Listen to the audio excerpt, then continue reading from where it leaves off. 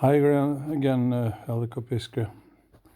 Mats-Einar from Stockholm, Sweden. This is going to be a little bit longer, but I have to explain where I'm coming from. I'm a recovering addict in Narcotics Anonymous since 1989. I received the program as a pure prayer answer after relapsing for I don't know what time. I became a member in 1985 in November. Through some miraculous happenings, I went to the Pentecostal Treatment Center and met an excommunicated member that gave me all the discussions without any Book of Mormon, and I was there I was sentenced to treatment instead of jail, and I couldn't leave the place. But when they kicked him out after them finding out that he was teaching me the missionary discussions, all my papers and documents miraculously disappeared, both in the courthouse on the west coast and up at the treatment center in Stockholm, so I could leave. In 1986, I moved to Jönköping. I met my wife, and we got married in 1987. And I relapsed at least once a year, wondering what was wrong with me. But when you don't clean the vessel inside, you're bound to relapse sooner or later. 1989, I went on my knees, and the Lord told me to look in the newspaper for a job in Gothenburg. And I looked at the first thing I saw. I called the job, and I got the job. I went up there, and 2.5 hours later, I was in that office, and I got the job as a truck driver. And 2 weeks later, I met a guy who gave me the AA 12 steps, and I realized that this is my prayer answer.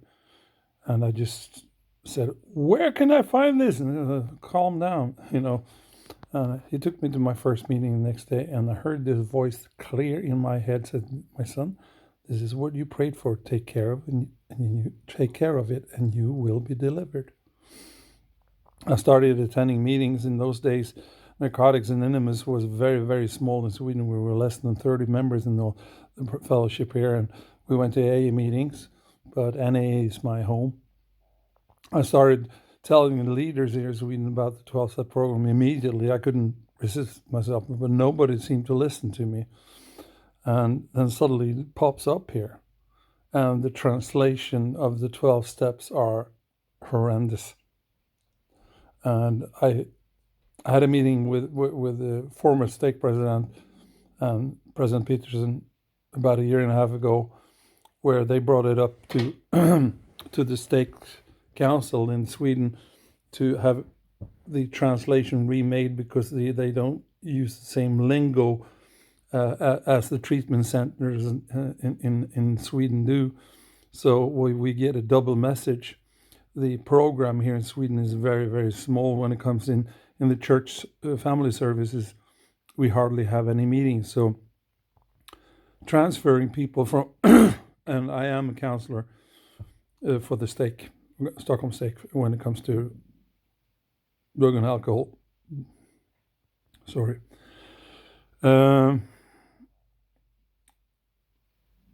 There are some issues around this, and that's one of the parts that I would like to bring up with you.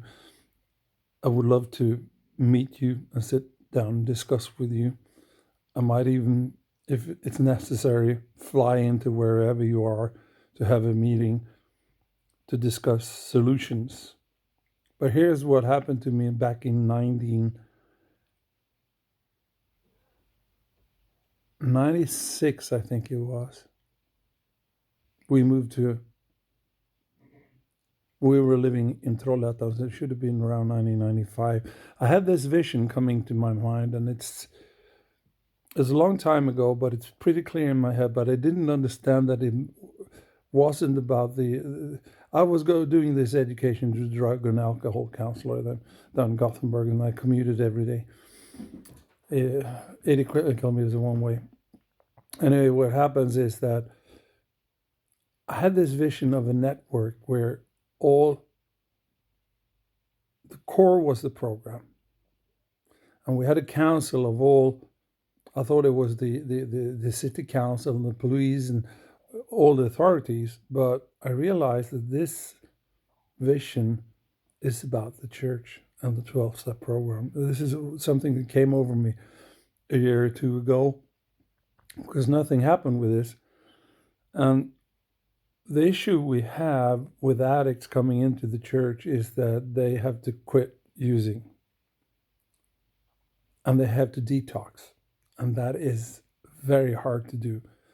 In most societies today, rehabs are shut down due to finances.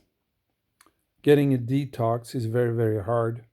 Here in Sweden, the social welfare system is on the verge of collapsing due to the refugee crisis and all the other reasons why the society is collapsing is because it's a very ungodly society. But that's another issue, or is an issue regarding this. But here it comes. Imagine this.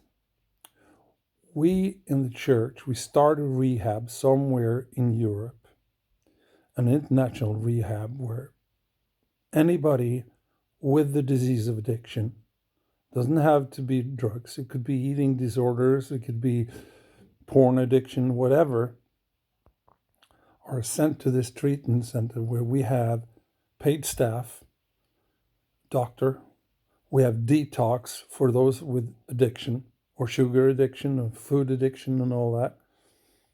And we have a plan where they get taught the gospel and they have to work through all the 12 steps of the recovery program. And then we help them to get back into society. Imagine if we had a rehab like that, how many people would be able to get up on their feet. And when they came back to the wards where they belong to, it will be easier for them to start living again. The staff should be English speaking and multilingual, preferably Spanish, German, French, because these are the main languages we have in Northern Europe. The staff should all have a background with addiction. Well, it's the vision. The other part of this is that we need to educate every ward about the disease of addiction and the tools we can offer in the church. I've been around in a couple of the wards of our stake speaking about the disease and what it does and how basically this is one of the things that I've discovered. I'm ping-ponging a little bit with ADHD as I have, which is a very, very powerful force if you learn how to facilitate it, by the way, is that we need to educate every ward, every bishopric, every member should hear about what the disease of addiction is and the tools that are available within the church and outside the church in forms of the 12-step program and other facilities. And we need to do this nationwide in Sweden. We need to do nationwide in every country in the world, basically, where the church is established. But we can only start one place. Well, one of the things that I discovered in my... Sorry, I have to just take a sip of...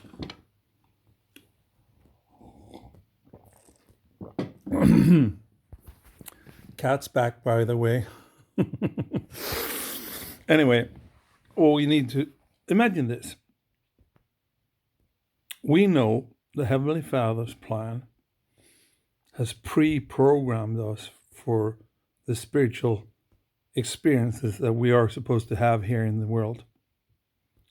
Lucifer knows this too.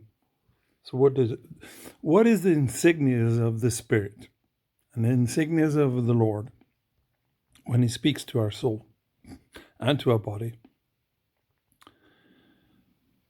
The rush of taking amphetamine and cocaine is that you get very clear in mind in the beginning and you get these goosebumps going up and down your spine. And what does that resemble? A falsified blueprint of the Holy Spirit testifying to you. You get clear in the mind. You get goosebumps all over the body and it goes down your spine. So when a person tries a drug, excuse me, he gets this feeling. His soul or her soul notices that this is a spiritual experience. I want more of it. And then you're hooked. The difference between the spiritual experience coming from God gives you the free agency. And you don't have to take anything to get it. All you have to have is an open mind and an open heart. The devil's plan is to fool you, as we know. So what does he do? He blueprints a copy, the insignias of the Spirit. Then we go to Revelation. What do you think Revelation is? When the devil does it through LSD, hallucinogens, ecstasy, etc., etc. That's revelation. So when I get natural revelation, it opens up your mind and you see things, you feel things, and it clears your mind and you know it's from God. The devil does the same thing there, but he does it artificial, and you want more of it because your soul is pre-programmed to know this feeling. Then you come to the tranquility of the Spirit, the peace of mind we get when we get touched by the Lord. You do pot, you do heroin, you do Suboxone, you do benzo or any other tranquilizer, you get the same thing. Morphine and all kinds of seducing drugs locks your soul to that and you want more. That's the disease of addiction. A very cunning, baffling, powerful plan that a lot of members and a lot of non-members fall into. We shouldn't forget that this guy has had all the time from he got kicked out from heavens until today to learn every trick in the book to cheat our souls. I love the book Screwtape Letters because it teaches us how he works. The old samurai Miyamoto Musashi, he taught that you should know your enemy's every move. Know thy enemy. And you can only beat the enemy by knowing how he works. So what we need to do is teach the brothers and sisters around the world about this powerful force that we are fighting. And we need to help those that are coming into the church or that are in the church but has fallen into this behavior pattern in a more powerful way. I think that's the basis of my vision, is that if we can do this and get this network working. Just a second. Here's another cat, and he's scratching the door of my wife sleeping in there. Blyerts. Nej. Okay. Anyway, we need to educate the people like you educated us this weekend, and I love the message because it was so clear. There was no doubting that we need to start thinking more out of the box, which I've longed for a long time. And there's so much. I don't know how to get through with all the stuff that I'm carrying around within me in a short message of 15 minutes to you. And I know that you have your schedule so full, but I really feel that we need to do something to help people in a more to educate them, to teach them about what the resources that are within the church and outside the church. When I worked as a counselor, I've transferred the ones that I've counseled to 12 different 12 fellowships. I have one brother that has sex and love addiction. He has a problem with the porn addiction, which is very common. And I transferred him to Sex and Love Addictions Anonymous because that is functional.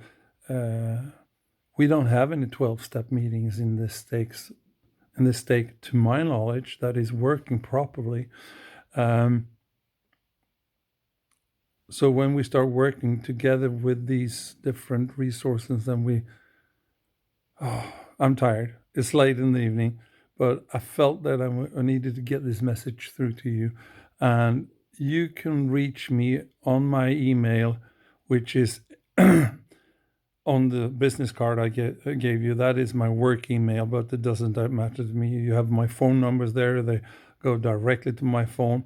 And we have each other on Facebook. So let's see what happens in the future. But ball is in your hand now. You take care of there and have a nice day and a nice trip wherever you're going next. Take care. Bye-bye.